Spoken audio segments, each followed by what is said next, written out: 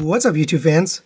Today we take a look at the Jada Toys Street Fighter II Ryu. So normally I don't actually take a look at packaging very much, but this packaging is really cool and it's kind of the first of this series of figures. So I decided to take a look at it, but they've really done it just like an arcade cabinet. Joystick and buttons there. It's a Street Fighter down there. You have a nice window package for the figure.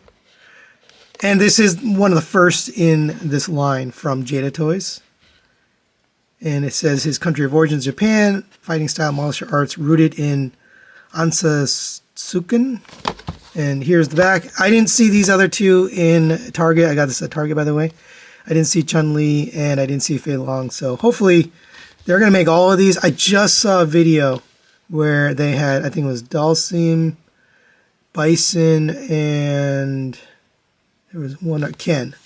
So it'll be interesting to see those come out. But thanks to Matt Partsformer, he's actually buying this, but I'm going to be able to take a review here. So let's get out of the package and take a look at the figure. All right, and there is Ryu out of packaging. And I haven't messed with him at all. I just wanted to give you my really first impressions since this is the first in the line. The only thing I've ever handled from Jada Toys are those little die-cast figures, those Transformers die-cast figures, and then some of their vehicles. They make some like crossover vehicles, but this is a really good feeling. The material, it's pretty weighty. Feels heavier than, feels like the weight of like an SHF, figure. It's very significant. The material on the cloth here, this is like a rubbery material, but I mean, it still feels like a cloth, so that's really nice.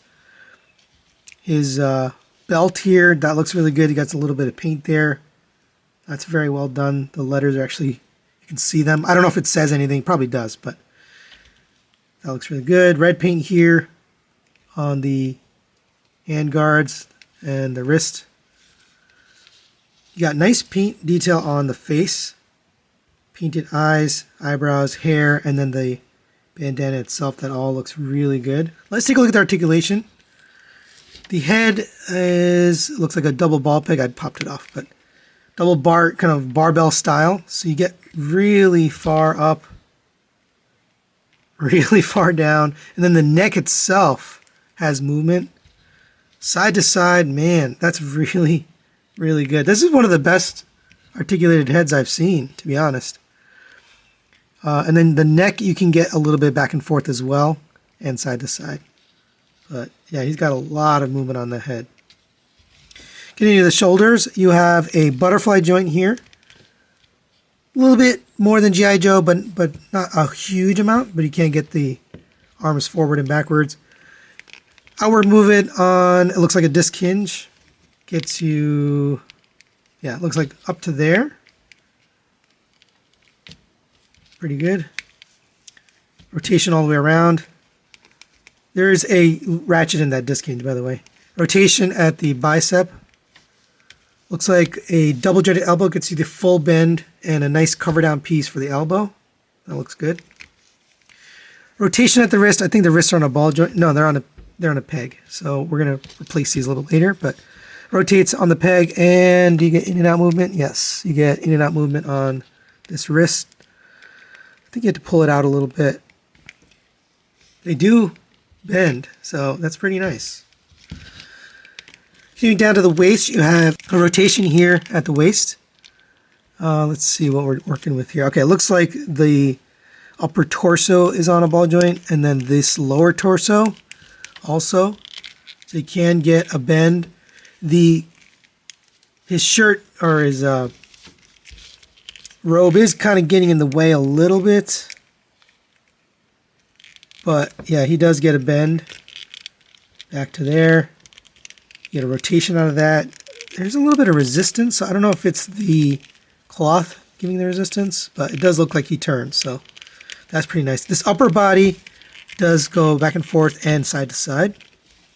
Coming down the legs, it looks like you have a ball joint. So it gets up to there. Actually, marked on the foot here, just a serial number.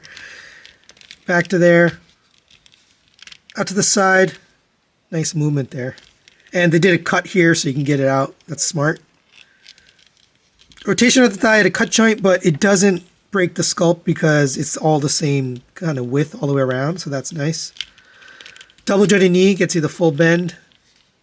You have a little knee joint there. It's a little weird looking, but I mean, that's a good way to do it because there's no pins. It's pinless. By the way, this whole figure is pinless. There's no pins anywhere. Going down the foot, you have a rotation at the foot.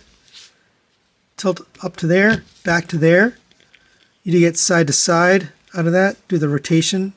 So there's a rotation at the ankle and there's a rotation at the foot. So very, very nicely done articulation here. And just to show this pose here, you can get him into the uppercut move. And it looks pretty good. I couldn't get the foot completely straight down, which is kind of what the pose has. But, I mean, it's really well done. You can also do the flying kick if you want to. Yes, you can get him into that pose. I do wish you could twist the abs a little bit more, but it really does look good. But there you go. And for a quick size comparison, there it is next to the NECA Shredder, the Jack-specific Super Mario Bros. Movie Luigi, and then New Age Jetfire just for fun. And he comes in at exactly 6 inches. So I think the whole line is going to be around that height. Now I think some of the characters will probably be a little bit taller, but nice scale there. It fits in nicely with other action figure, 6-inch action figures. For his accessories, you get the hands like I mentioned before. So if you pop these off on a peg, you can put in these hands, which we're going to need for the accessories, but you get this basically, you know, claw configuration hand, which perfect for firing fireballs. Let's take this one out too. And I'm glad they included these because you kind of couldn't do his signature pose without them, but they do look good. It's got the strap across the middle there, and in this hand it was inside, so they went the extra mile and actually sculpted that in there and painted it. You also get a alternate head here, this yelling kind of head. I don't know, the expression's okay. It's not my favorite expression, but it is painted and detailed very nicely. You pop this head off, put this one on. Yeah, I mean, it's pretty good. It's just not my favorite looking face for Ryu.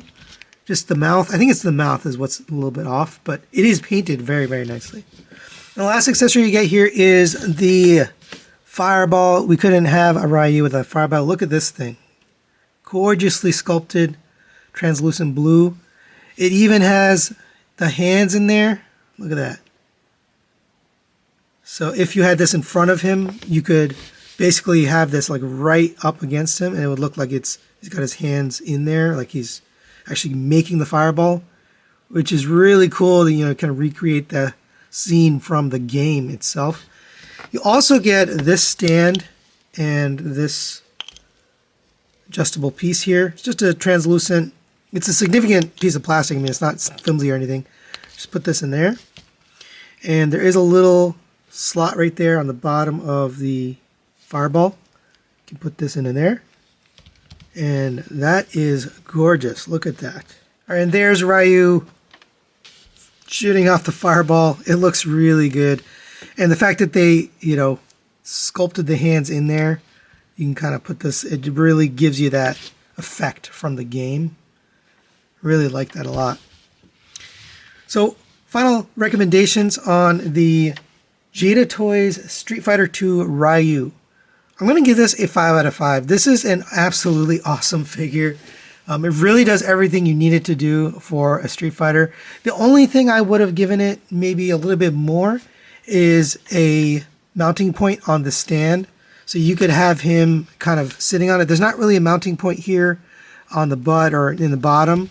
So you could actually take this, you know, put him on the stand and kind of have him in a, you know, doing a Haruken or whatever, doing a kick, a flying kick, something like that. But I do think this effect is really cool. And they definitely have expansion, you know, available. They could do a lot more effects. They could add more, you know, background accessories. And by the way, I forgot to mention, if you wanted to use this background from the box, you could. You know, that's Ryu's scene from the game. Not for me, but you know, you could use that if you wanted to. But overall, I think there's a lot of potential here in this line from Jada Toys. So I'm excited to see what they do. You know, it's not something I collect on the regular, but definitely really cool. So that's it for today. Thanks for watching, and we'll see you next time.